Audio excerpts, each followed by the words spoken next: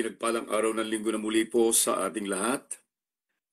Ngayon po ay pagpapatuloy po natin ang ating pagtalakay po sa aklat ng unang sulat ni Juan, 1 John, at ngayon po ay dadako tayo sa pangalawang bahagi ng chapter 2, ngunit binigyan na po natin ng ibang pamagat at ito po ay ang The Abiding Life in Christ, na kung paano po yung totoong namumuhay ang isang Kristiyano na ipinamumuhay po ay ang Panginoong Hesus.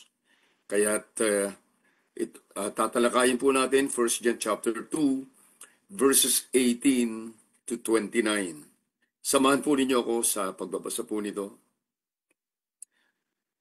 Children, it is the last hour, and just as you heard that Antichrist is coming, even now many Antichrists have appeared.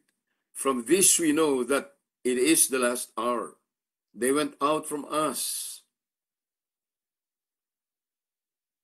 but they were not really of us. For if they had been of us, they would have remained with us. But they went out so that it would be shown that they all are not of us. But you have an anointing from the Holy One, and you all know. I have not written to you because you do not know the truth, but because you do know it, and because no lie is of the truth. Who is the liar but the one who denies that Jesus is the Christ? This is the Antichrist, the one who denies the Father and the Son. Whoever denies the Son does not have the Father. The one who confesses the Son has the Father also. As for you, let that abide in you which you heard from the beginning. If what you heard from the beginning abides in you, you also will abide in the Son and in the Father.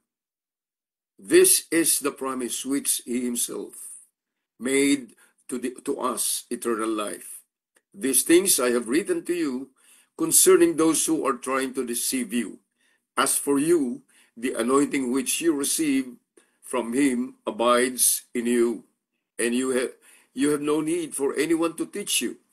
But as His anointing teaches you about all things, and is true, and it is not lie, and just as it has taught you, you abide in Him. Now, little children, abide in Him, so that when He appears, we may have confidence and not shrink away from Him in shame at His coming. If you know that He is righteous, you know that everyone also who practices righteousness is born of Him. Tayo po ay dumulog sa maikling panalangin. Aming Ama na nasa langit, muli po Diyos, dumudulog po kami, punong-puno ng pasasalamat, pagluwalhati sa iyong kabanal-banalang pangalan, Panginoon, sa iyong walang hanggang kabutihan, sa iyo pong kapangyarihan, O Diyos, na walang kapantay, na inyo pong ipinahayag sa pamagitan po ng inyong pag-ibig sa amin. Ang inyong pag-ibig, O Diyos, na hindi kayang arukin ng aming mga puso at kaisipan. Maraming salamat po. Salamat na muli sa isang panibagong araw ng pribilehiyo na ikaw ay aming sambahin at patuloy po na magabayan ng bawat katuruan na nagmumula sa inyong banal na salita. Hinihi po namin, O Diyos, ang inyong paghahari sa aming kalagitnaan ngayon. Hinihingi rin po namin, Panginoon, kaugnayin po ninyo ang bawat isa sa amin. Katagpuin po ninyo kami ayon sa pangangailangan ng bawat isa at naayon sa inyong kalooban. Ipahintulot po ninyo, O Diyos, na dumaloy ang kasaganaan ng biyaya ng iyong banal na salita patungo sa puso ng bawat isang tunay na sa iyo ay nakikinig at nagpapakumbaba. Salamat po sa inyo lamang ang lahat ng papurit pagsamba. Sa pangalan ni Jesus na aming Panginoon at tagapagligtas. Amen. Amen. So gaya po natin nabanggit, tayo po ngayon ay nasa chapter 2 mula sa verses 18 to 29. Ngunit upang magkaroon po tayo ng flow of thoughts, ay magkaroon lamang po tayo ng konting pagbabalik-aral,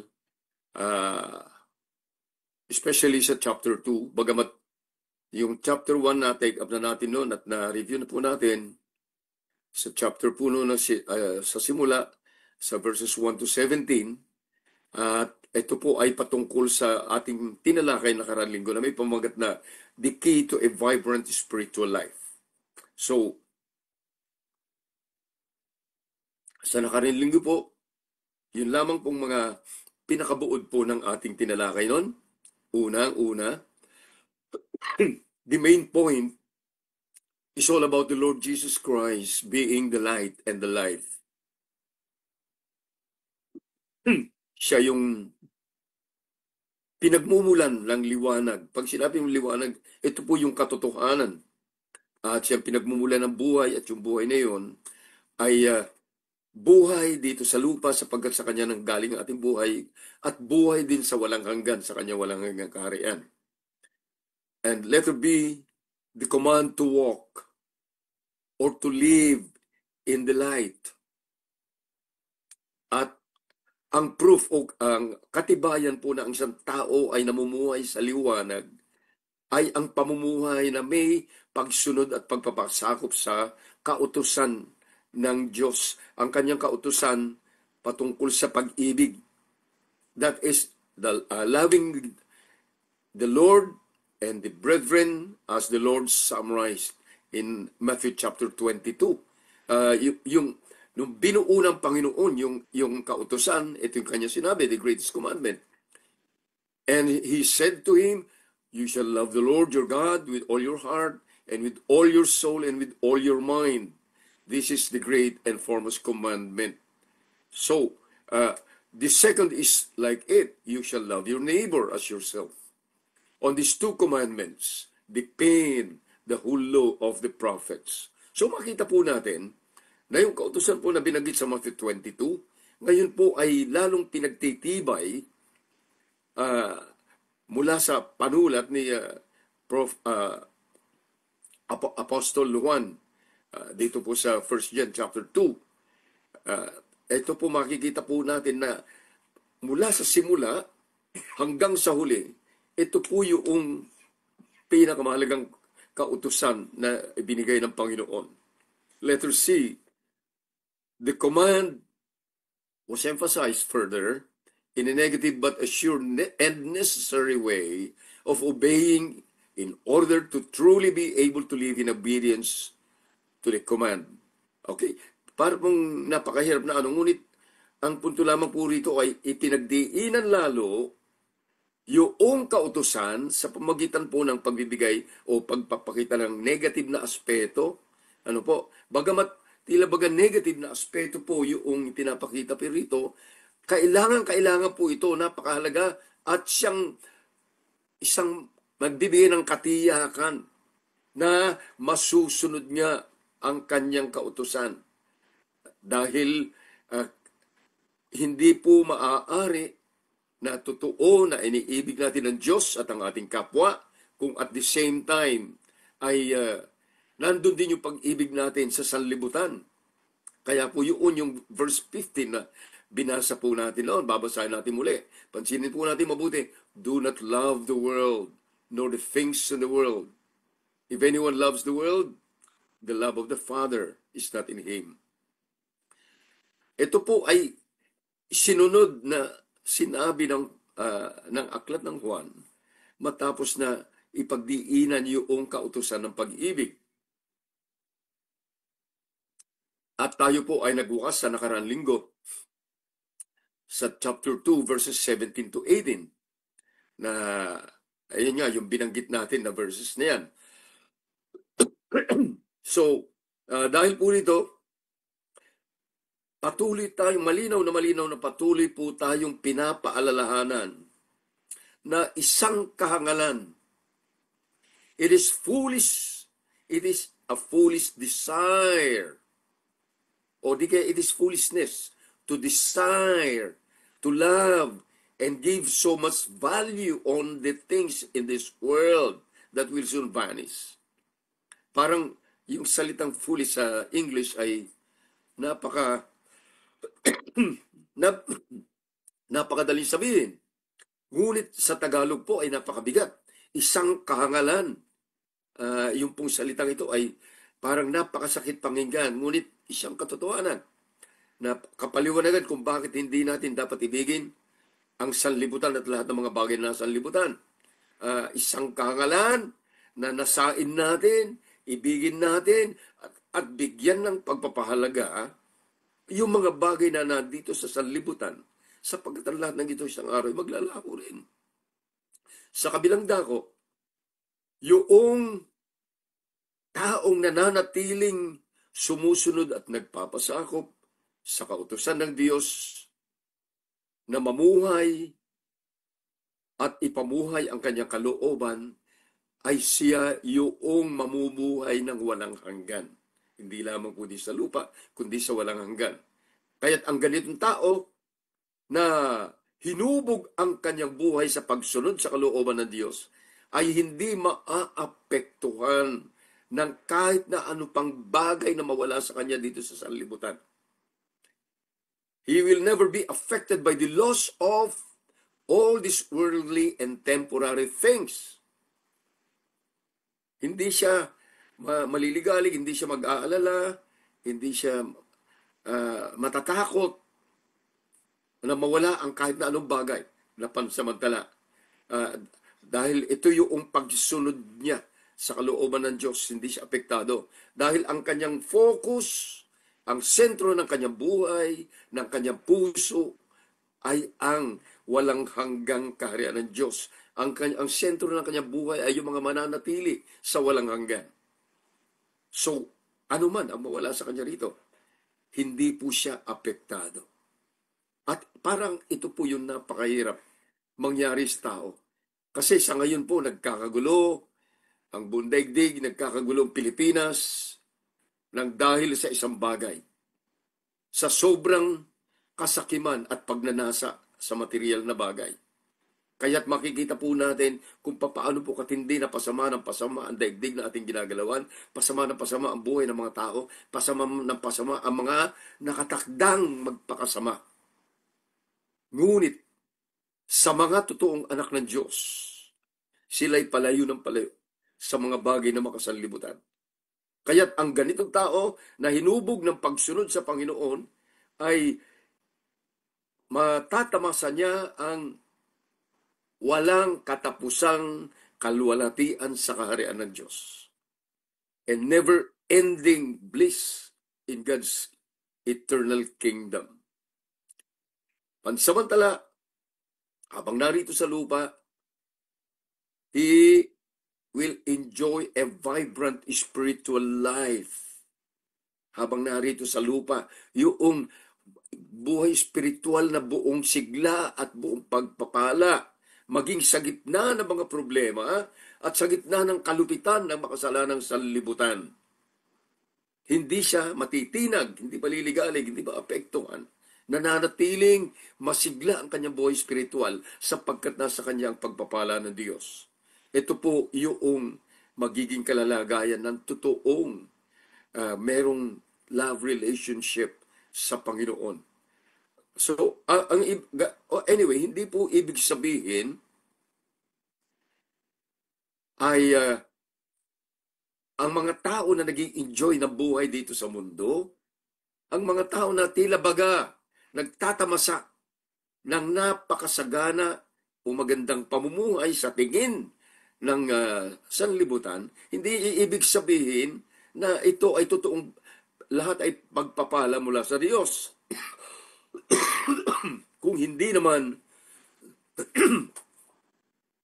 nakabase sa katotohanan at hindi nakabase sa katuwiran ng Diyos at sa pundasyon ni Kristo Jesus bilang anak ng Diyos at hinirang na tagapagligtas ng sangkatauhan. Ulitin po natin, no matter how wonderful and enjoyable the earthly life of a person is, it doesn't necessarily mean a blessing from God.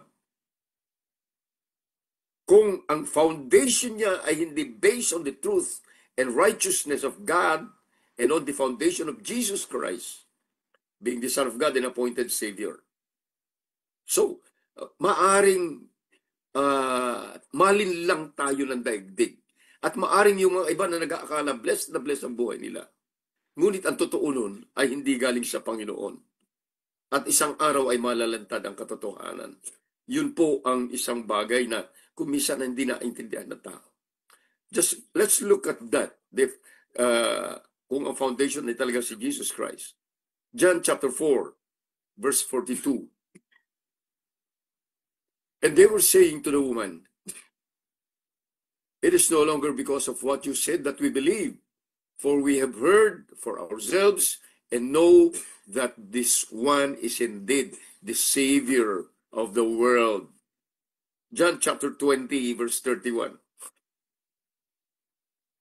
But these have been written so that you may believe that Jesus is the Christ, the Son of God, and that believing you may have life in His name. He is the foundation of life.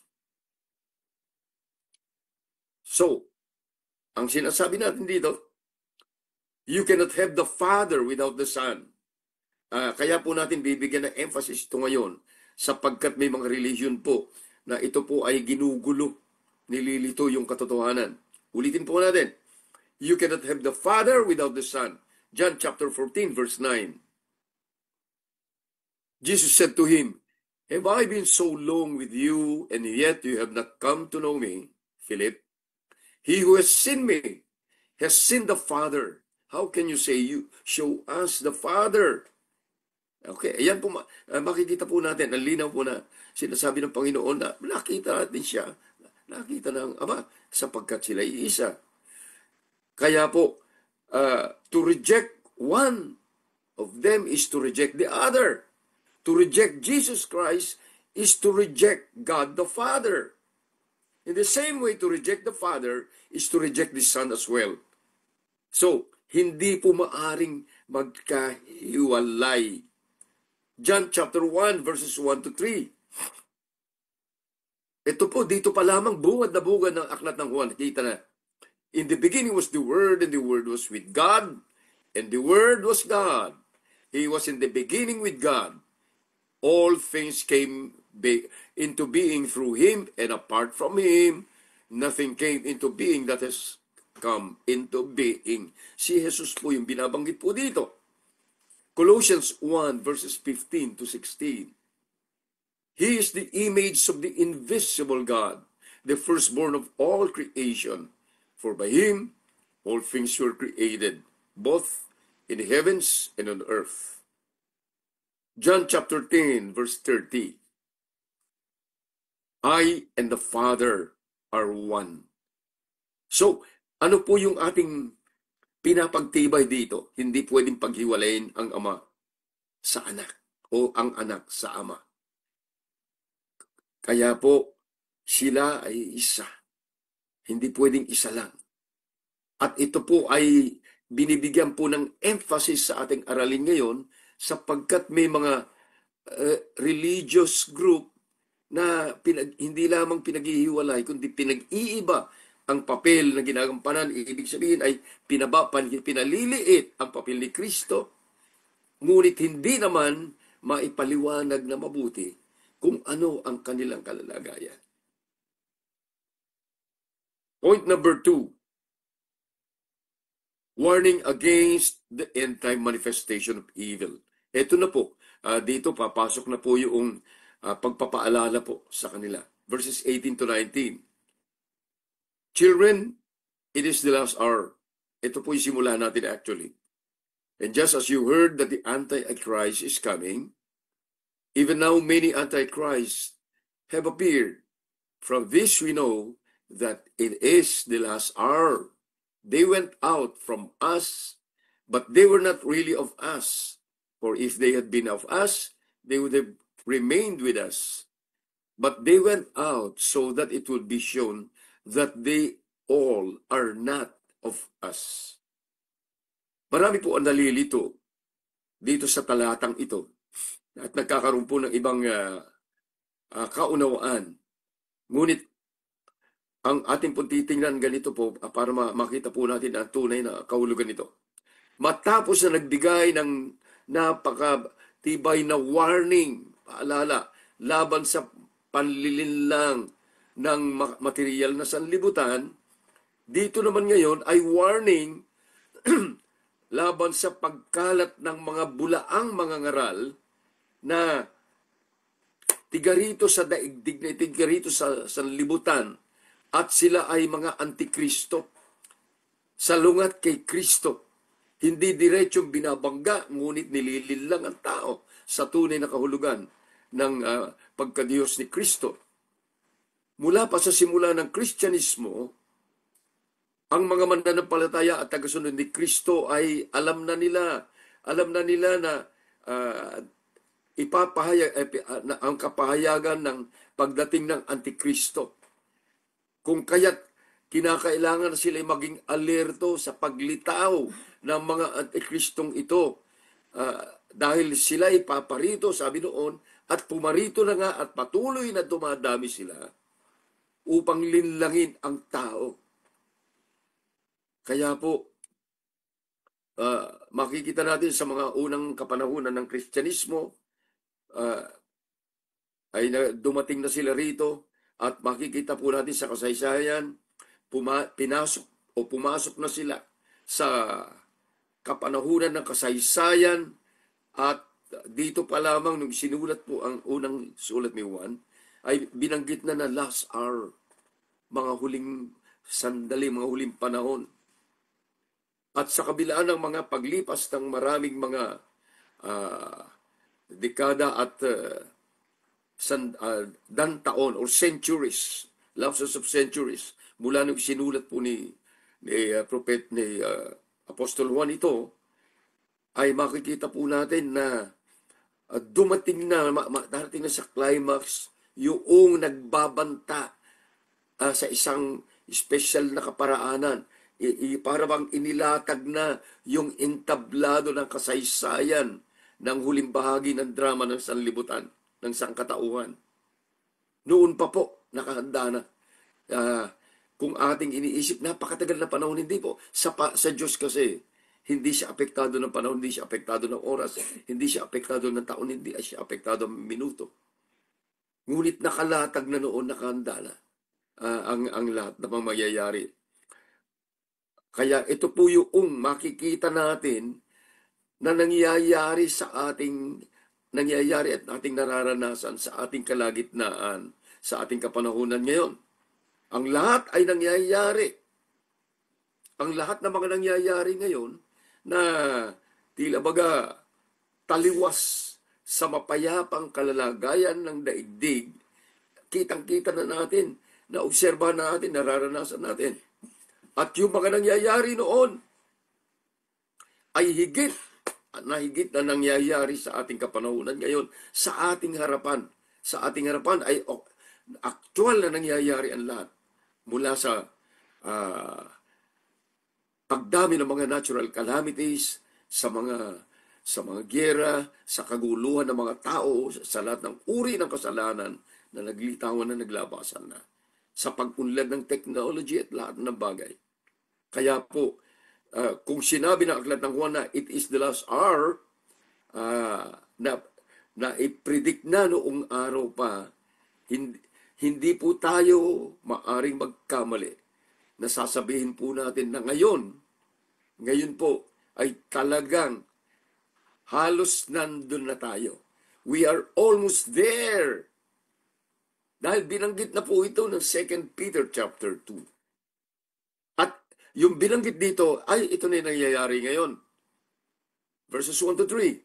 But false prophets also arose among the people, just as there will also be false teachers among you, who will secretly introduce destructive heresies, even denying the master who bought them. Actual po na ito nangyayari ngayon. Kaya po, walang kaduda-duda na tayo po ay may countdown na. Nagsimula na ang countdown, parang countdown ng darating na bagong taon. Nagbibilang na lamang po tayo. Yun nga lamang, wala po tayong kakayang malaman at wala tayong karapatan na alamin yung eksaktong panahon sapagkat sinabi na yan ng Panginoong Yesus na ito ay nakareserba sa Ama. kung kailan mangyayari. So, verse 19 po, ang ibig po sabihin nito, yung binanggit ng verse 19, hindi po ibig sabihin na yung mga false teachers o yung mga bulaang mangangaral ay nilisan nila ang iglesia. The false teachers had not left the churches. Sa halip, sila ay humiwalay. They withdrew themselves or separated from the apostolic churches of Jerusalem and Judea. Noong panahon na yun, inihiwalay na nila ang kanilang sarili. Kasi po noon ay matibay po yung lipon ng mga apostol at hawak po nila ang lahat ng katotohanan ng katuruan ng Panginoon. At yung panahon pa na yun, humiwalay na sila. At hanggang sa ngayon, gano'n pa rin. Dahil sila'y humiwalay noon pa, yun ang binabanggit po rito, yung verse 19 na yan. Dahil hindi sila nakikibahagi sa espiritu at pananaw ng mga apostol, yung kanilang mga naranasan, yung kanilang mga naranasan sa kanilang pagsama at pakikipamuhay kay Kristo Jesus dito sa lupa. Kaya yung mga taong ito ay hindi kabahagi ng espiritu ng Diyos. Hindi kabahagi ng pananaw ng mga apostol. Particularly, sila po ay panganib sa mga sinaunang Kristiyano kasi sila yung nagkiklaim, ginigit na nila na sa kanila nagmula ang ugat ng Kristyanismo. At ito isang malaking kasinungalingan dahil hindi nila sinusunod ang mga katuruan ng mga apostol na originally kasama na ng Panginoon mula sa simula. At yung mga apostol na yun, na hanggang sa pinakahuling apostol na nabuhay ng pinakamahaba, namatay sa katandaan si John, ay ipinasa niya sa kanyang mga naging alagad ang lahat ng mga katuruan na nagmula mismo sa Panginoong Yesus.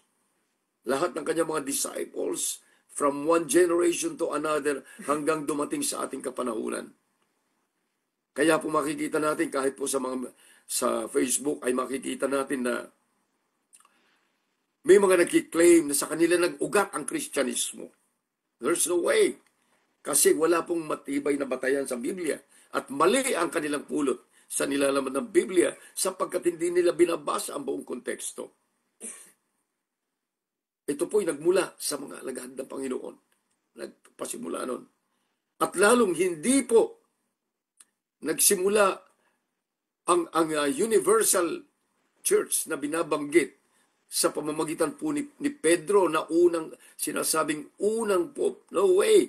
Dahil po si Pedro, ang kanyang ministry ay sa mga Hudyo. Si Paul, ang kanyang ministry ay sa mga pagans o sa mga Romans. Ngunit si Paul ay ikinulong sa Roma at siya ay pinapatay doon. Kaya imposible po yun. Sa madaling salita, they distorted the history of Christianity and the history of the world itself. Dahil hindi lamang po naman sa history ng Christianity, kundi kasaysayan ng mundo mismo ay nandun na lahat ng katotohanan.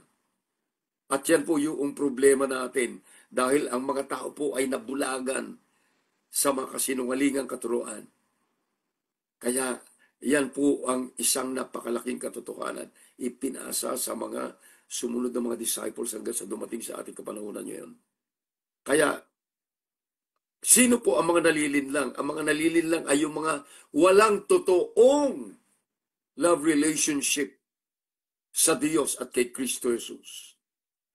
At yung mga taong may totoong love relationship sa Kanya, may totoong kaugnayan sa Diyos, ay nagpapasakop sa apostolic institution doon sa pundasyon ng katuruan na mula sa mga apostol na kanilang personal na natanggap mula kay Kristo Jesus. Ang hindi yung katuruan ng kahit sino lang ng mga matatalinong tao o sino lang na makapangyarihang tao na hindi naman nagmula sa mismong salita ng Diyos. At binanggit yan ng 1 John chapter 4, verse 6. We are from God. He who knows God listens to us. Ito po ay sinasabi ng apostol. He who is not from God does not listen to us. By this we know the spirit of truth and the spirit of error. So, kung hindi po katuruan ng mga alagad ng Panginoon, ng mga apostol ng Panginoon, hindi sa kanila nagmula, ito po ay hindi galing sa Diyos. Kung kaya't ngayon po, tayo ay nasa huling panahon na.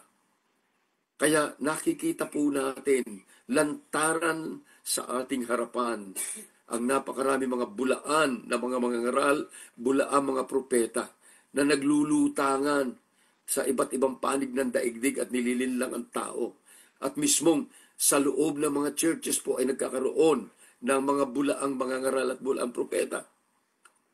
At binanggit na po ng Bible ito na talaga nasa uling panahon tayo. 2 Timothy chapter 3, verse 13.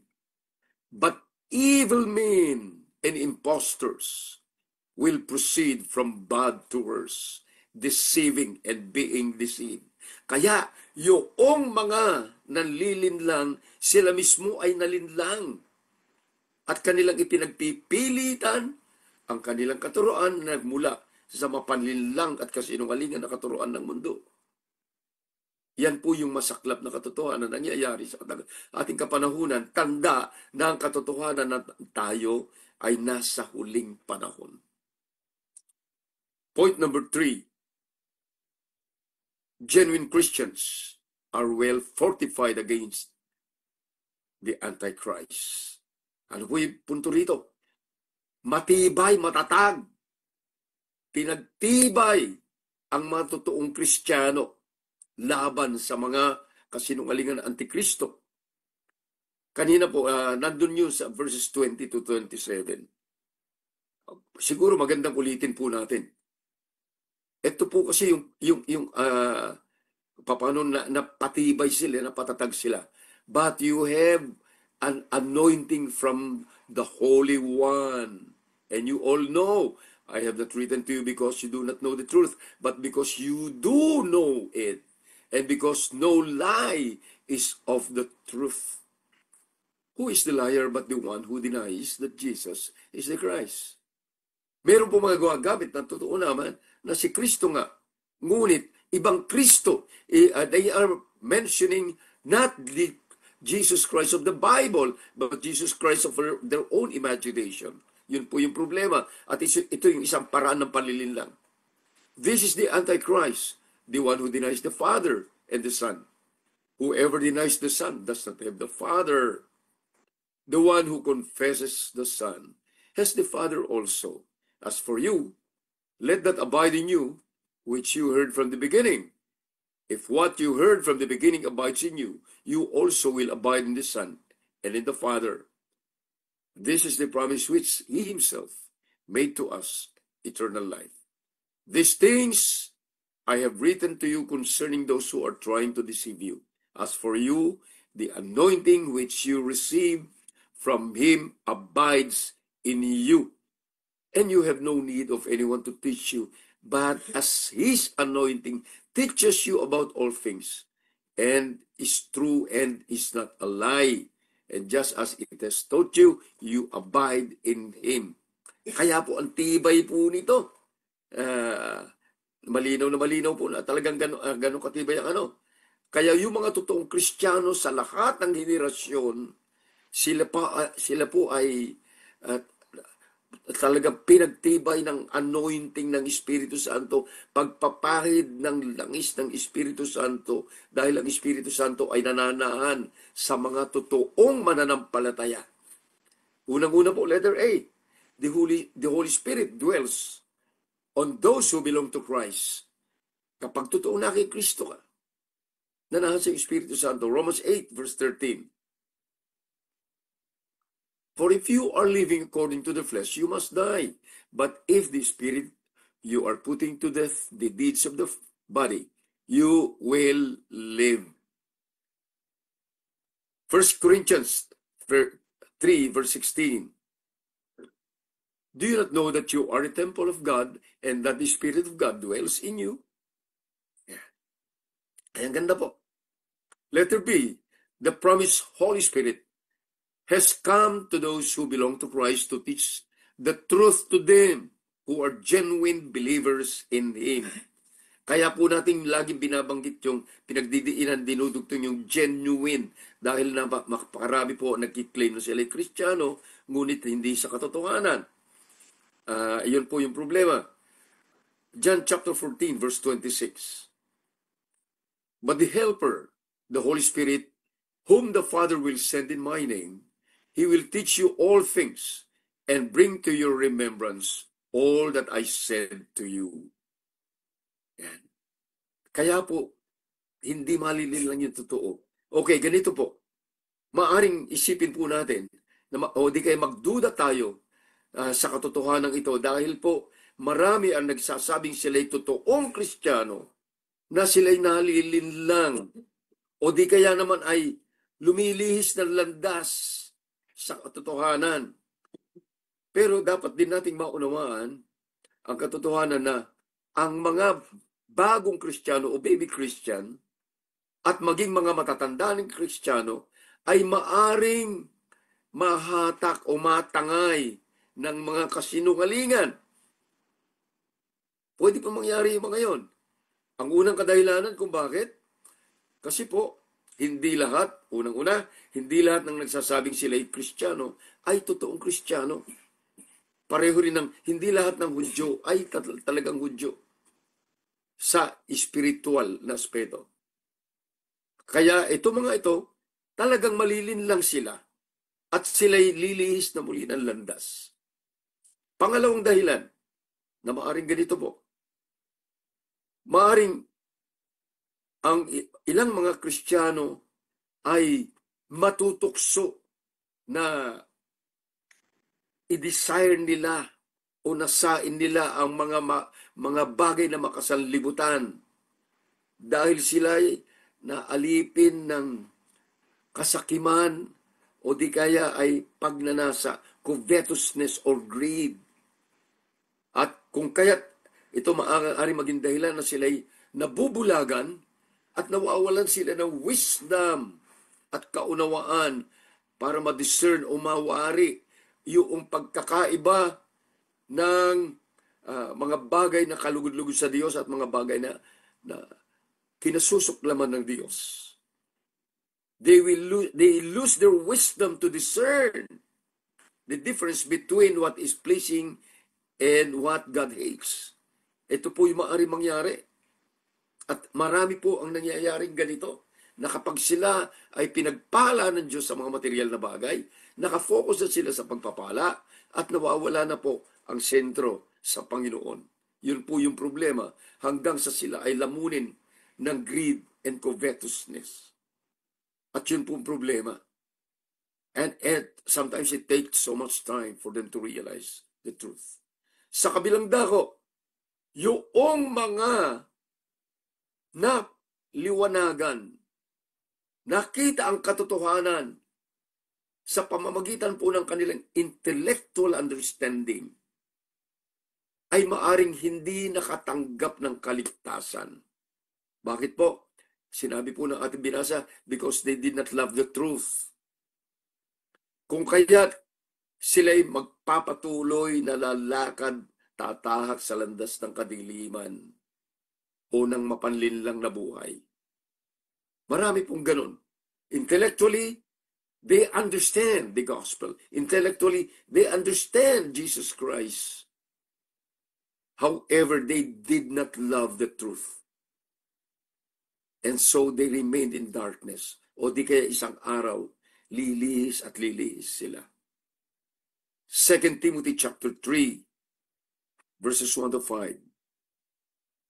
But realize this, that in the last days, difficult times will come. For men will be lovers of self, lovers of money, boastful, arrogant, revilers, disobedient to parents, ungrateful, unholy, revilers, disobedient to parents, ungrateful, unholy, unloving, irreconcilable, malicious gossips, without self-control, brutal, haters of good, traitors, reckless, conceited, lovers of pleasure rather than lovers of God, holding to a form of godliness, although they have denied the power, avoid such men as this. Ang linaw po na sinasabi na po ng Bible ang tungkol sa kanila. 2 Timothy chapter 4, verses 3 to 4. For a time will come when they will not endure sound doctrine, but wanting to have their ears tickled, they will accumulate for themselves teachers in accordance to their own desires, and will turn away their ears from the truth and will turn aside to myth. Ito po yung actual na nangyayari.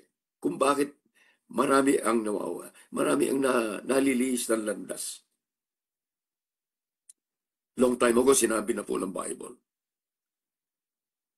Anyway, nakita po natin, ito yung mga katotohanan. Point number 4. Genuine Christians are commanded to live their lives in continuous fellowship with God the Father and God the Son. Binanggit kanina, hindi na natin babasahin sa verses 24 to 29. Nandun po yun. At tingnan na lamang po natin ang mga hulugan nito. Letter A, the Christians are being instructed to remain in what they have heard from the beginning. Ayan, ito po yung instruction na yung narinig nila pa sa simula pa manatili sa kanila. Ano po? Sa pasimula pa lamang ng unang sulat ni Juan, nandun na po yun sa chapter 1 verse 1. Ito po yung sinabi ron.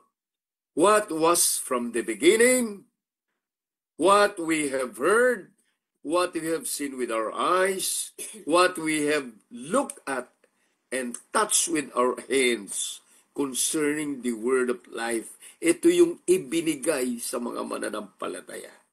At ang sabi, narinig na yun, manatili sa inyo yan. Manatili kayong mamuhay tungkol dyan. Kaya, this is all about the truth pertaining to the Son of God. Okay, ano ba yung katotohanan na yun patungkol sa Diyos Anak? Yung katotohanan na nasaksihan at naranasan ng mga apostol na merong direct contact sa Kanya, kasama niya namuhay sa loob ng 3 taon na ministry ng Panginoong Hesus dito sa lupa. And here John described the proclamation as one which we have seen with our eyes. Siya yung binabanggit dito, yung nakita ng ating mga mata, which we have looked at, aming tinignan, and our hands have touched, nahawakan namin. Nakita namin, na pagmasdan namin, nahawakan namin, naranasan namin. At dito po ipinapahayag ni John ang katotohanan kasama ng iba pang mga apostol na sila ay sama-sama na mga first-hand witnesses, eyewitnesses. Talagang patunay na totoo. At naranasan nila na kasama ang Panginoon sa buong panahon ng pangangaral ng Panginoong Hesus sa lupa. Araw o gabi po noon, magkakasama sila. Kaya, kung yung mga napakinggan ng mga mananampalataya na ito mula pa sa simula ay mananatili at nananatili sa kanila, sila ay mananatiling namumuhay at ipinamumuhay ang Panginoon sa isang pagpapatuloy, continuous fellowship and love relationship with the Father and with the Son, as well as love relationship with one another within the family of God. Hindi yun masisira. Ito yung nais ipahayag dito, na manatili, mamuhay, ipamuhay ang Panginoon sa pamumuhay sa pag-ibig. John chapter 2 verse 7. Jesus said to them, feel the... Mukhang iba po yung... John chapter 3 verse 11. Truly, truly I say to you, we speak of what we know and testify of what we have heard, we have seen. And you do not accept our testimony. Sinabi na niya, nakita nila at ayaw tanggapin ng mga tao. Letter B. The same command has been given to all genuine Christians in all generations, and particularly in our present time. Sa ating kapanahunan ngayon, Kaya yung kautusan noon at sa kautusan din sa lahat ng henerasyon ng mga Kristiyano at siya rin ang kautusan sa ating kapanahunan ngayon, pinagdiinan sa ating kapanahunan ngayon. Kaya't kapag ito ay ginawa ng mga mananampalataya ngayon, ay magagawa nilang manatiling namumuhay sa katotohanan.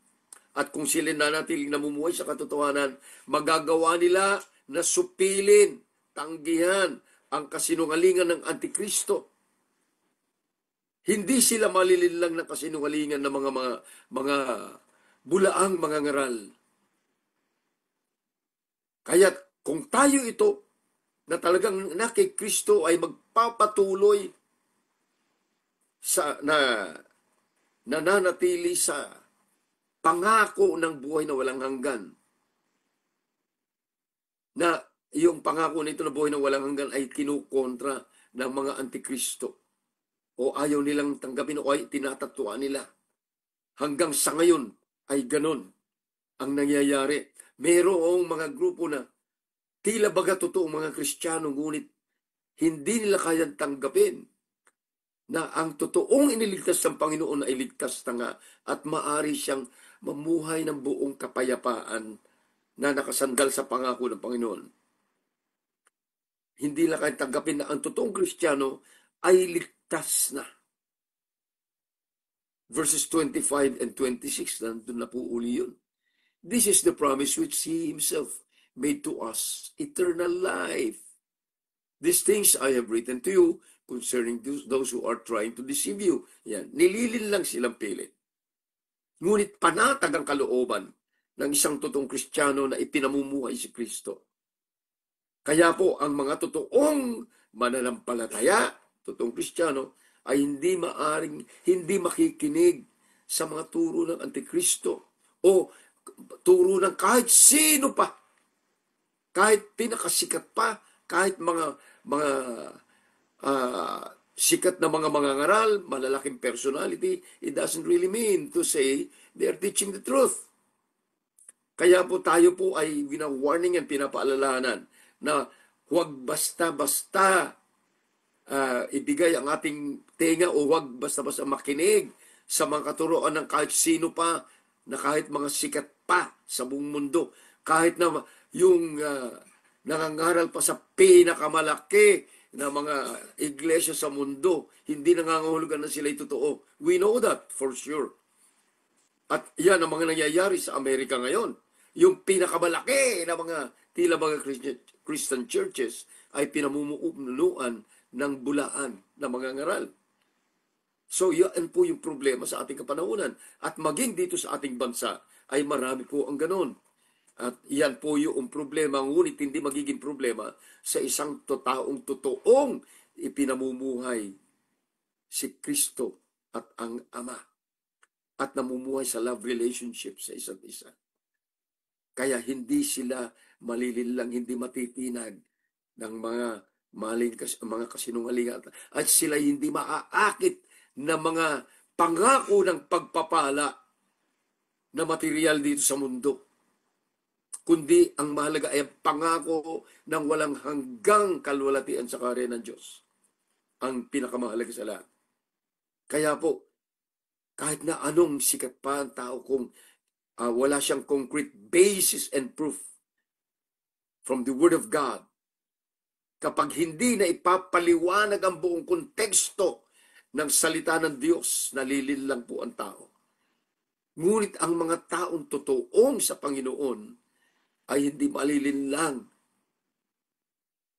Letter C, the abiding life in Christ produces confidence to a Christian in enjoying boldness of speech when he meets the Lord face to face, which will be a glorious moment beyond imagination. Hindi ko po maputol ito kasi gusto ko pong maliwanagan natin mabuti. Ano ba yung mga sandaling magaganap na yon? Na pagharap natin sa Panginoon. Kung dito sa lupa po ay talagang namumuhay tayo, pinamumuhay natin ang Panginoon, ang mangyayari po sa atin, namumuhay tayo sa Kanya at sa Kanyang kalooban at namumuhay tayo sa love relationship sa Kanya, meron po tayong kapanatagan sa kalooban, kapanatagan at pagtitiwala na pagharap natin sa Panginoon, sabi ko nga po, ay walang sapat na pananalita upang ma-describe po yung kalwalatian ng pagharap natin sa Kanya. At tayo ay buong kagalakan, buong pagtitiwala, na hindi lamang natin siya makakaharap face to face, kundi atin siya makakausap. At yun ay walang kapantay na mga sandali sa buhay ng isang totoong mananampalataya, and that will be forever and ever. That's why the reality of continuous living our life in Christ is exhibited in the righteous living of a true child of God. Makikita po ito yung paano po katuwid ang ating pamumuhay. Dahil sa kanyang buhay, the righteousness of God is manifested. Makikita po sa ating buhay kung tayo po ay totoo na anak ng Diyos, kung totoo na ang kalwalatian ng Diyos ay nakikita sa ating buhay. Yes, we have faults. However, we are being processed from glory to glory. And at last, eventually, we will be like the Lord Jesus Christ when we face Him in eternity. Tayo pong lahat ay tumulog sa panalangin. Luwalhatiin ka, aming Diyos, na makapangyarihan sa lahat. Maraming salamat po, Panginoon, sa pagkakaloob po sa amin, O Diyos, ng katotohanan at sa pagpapatibay, O Panginoon, ng katotohanan na kami nga po ay kabahagi ng iyong walang hanggang kaharian. Maraming salamat po, Diyos, na kailanman ay hindi po kami mapapawalay sa iyo. Sa kabila po ng aming mga kahinaan, dumadaloy ang kasaganaan ng iyong biyaya sa aming mga buhay. Gayunpaman, Panginoon, hiningi po namin ang iyong patuloy na paggabay sa amin, pagtanglaw sa aming pang-araw-araw na pamumuhay, at tulungan niyo kami na patuloy lamang po tumatawag sa iyo, at nakikipamuhay sa iyo, at nakikipag-isa sa iyong pag-ibig at sa pag-ibig namin sa isa't isa. Aming Diyos, dahil po sa iyong biyaya at kahabagahan, magagawa lamang po namin na tunay na kayo ay maluwalhati sa aming mga buhay. Salamat po, Ama. Muli po sa inyong mga kamay, amin pong inihabilin ang inyong mga anak.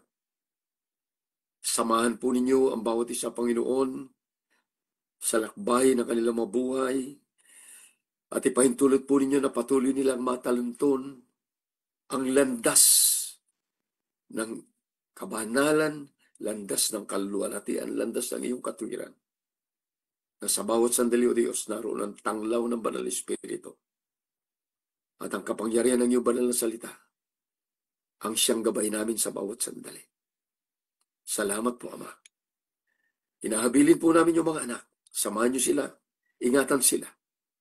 Ilasyo sa lahat ng panganib, kapahamakan, o anumang uri ng karamdaman. At idinudulog namin sa inyo, Panginoon, ang inyong mga anak, na sa mga sandaling ito ay nasa banig ng karamdaman. Na inyo pong iuunat ang inyong mapagpalang kamay, at ipagkaloob ang kagalingan na physical, kagalingang spiritual, kagalingang emotional sa buhay ng bawat isa, Panginoon, na nasa banig ng karamdaman. Ama, salamat po. Sa inyo lamang lahat ng papuri, pagsambat, paglolati. Ito po ang aming panalangin sa makapangyarihang pangalan ni Kristo Jesus, na namumuhay at nag-ahari sa piling mo sa pakikipisan ng Banal na Espiritu. Iisang Diyos, magpakasawalang hanggan. Amen. God bless you.